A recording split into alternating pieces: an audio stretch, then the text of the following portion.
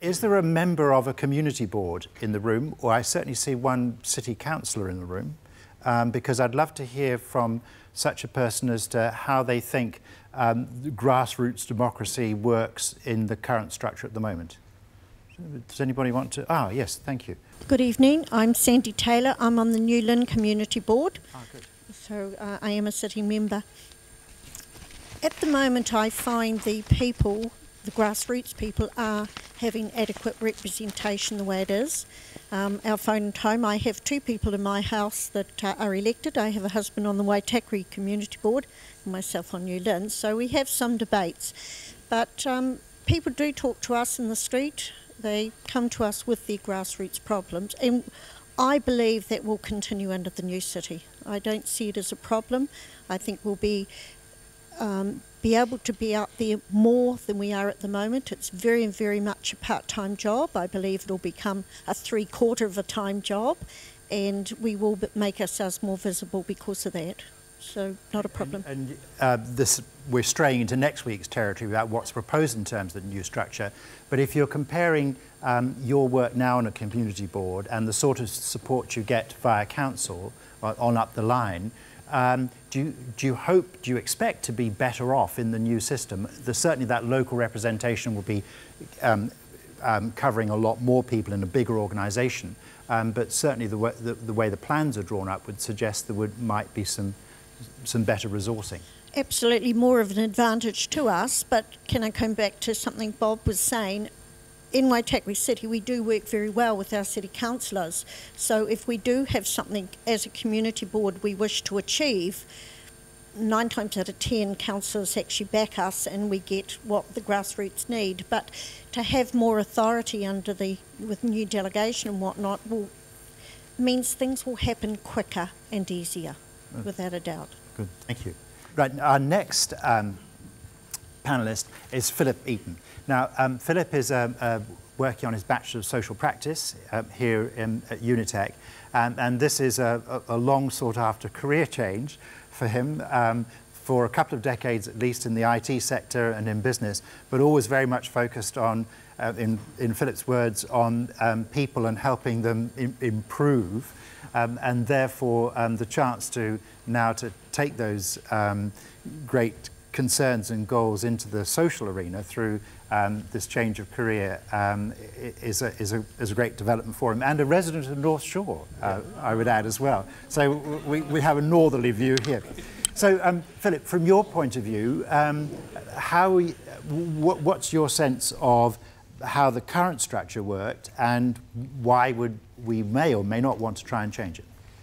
Thank you, Rod. Well, I guess that I've learnt more about the Supercity in 15 minutes of talking to Sir Ron and Peter Salmon than I have in the last 12 months. And I guess that I feel that have not been informed and have not been consulted at all on it. And I believe that the majority of people that are going to fall into this Supercity feel exactly the same way. If I think of saying that if we always do what we've always done, we'll always get what we've always had, or whatever it is. And I think that if we follow that process without having a vision and without being engaged, then that's exactly what's going to happen, that nothing is ever going to change. And I don't see that... I have cynical views about democracy, for a start. I have cynical views about this aspect of why the Supercity, and the answer could be, I have this vision in my mind of Rodney Hyde sitting on a steamroller and saying, why not? And it's the considerations of the Royal Commission have been just thrown aside, and aspects of, for instance, no defined Maori representation, I think is quite a tragedy for the whole thing. So Bob Harvey says that he wouldn't want to be the mayor of North Shore City. No, sorry. I live there, and I've been thinking about this aspect of North Shore City and Auckland City, and I thought, well, you know, there are some advantages in North Shore City becoming part of Auckland City. It's easier to write, for a start. It's less words. People overseas recognise Auckland, whereas they don't necessarily recognise North Shore. However, anybody below the south of the Bombay Hills, I'm now going to have to tell them a story about where I'm from, that I'm not from Auckland anymore, I'm from somewhere else. And my views, my opinion is about the social aspects of the implementation of the Supercity. That there are pros and cons, so that if financially the Supercity makes the councils more efficient, that's great. Will they become more efficient? Will they become more or less effective, or will effectiveness be a consideration at all in this whole aspect? Because I don't see that there have been huge considerations for the social aspects of those people that are going to be covered by the Supercity. What I've seen in the news media or heard from the news media is all about who's going to be the mayor, and all the bitching that goes on around that, and all the fighting, and not a lot of information about what is actually going to happen socially within the Supercity, because that's where our big considerations need to be for the future, is the social implications of what is going to happen with the Supercity. There is just not enough consideration for the people who make up the city. The city is nothing without the people. I mean, all it is building structures, administration. We need to give more consideration to the people of Auckland as the Supercity. Picking up on an aspect of what Philip's saying there is that sort of sense of identity. Is there anybody around the room who has a grave fear for a loss of identity in these changes? And well, I'll take one fear of a loss, but somebody who's optimistic for gain. Thank you. I'm Susie Vincent and I live in the Waitakaris, and I wonder if the person who is considering they might gain something might feel that they might become part of an eco-city, because that's what we'd actually like the whole of Auckland to become in relation to what we've experienced in the Waitakaris. And the tendency of local government in the Waitakaris to take the eco-city vision seriously on account of the fact that they authored it.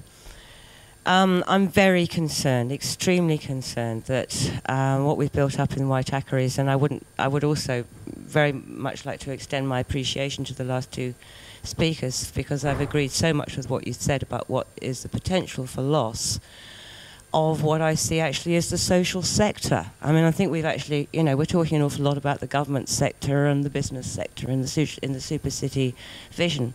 But the social sector and the Waitakaris have almost become, something for me which is an almost indistinguishable single frame of reference. The community and voluntary sector has actually risen enormously in power in the last decade or two. I don't know whether everybody's noticed. I certainly have. And certainly within Waitakere, I've noticed the extent to which we've come in some ways to approach perhaps an ideal for what I think is the Kiwi spirit of self-governance. Most of us have been so widely dispersed in terms of population that there has an element of self-governance has always actually been quite strong in my perception, being a foreigner in this country. A tendency to just get it together for ourselves because we can do, because we know what we're doing.